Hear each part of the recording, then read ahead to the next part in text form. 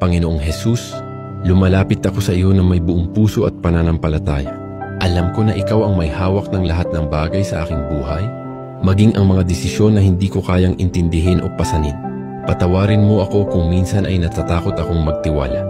Turuan mo akong kumapit sa iyong mga pangako na alam kong hindi kailanman mabibigo.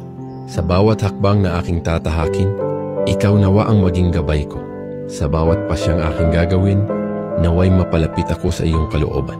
Ikaw ang mas nakakaalam ng tama at mabuti para sa akin, kaya't itinataas ko sa iyo ang lahat ng alalahanin at kaguluhan sa aking isipan. Salamat Panginoon, dahil hindi mo ako pinapabayaan at sa iyong mga kamay ay may katiyakang ako'y ligtas.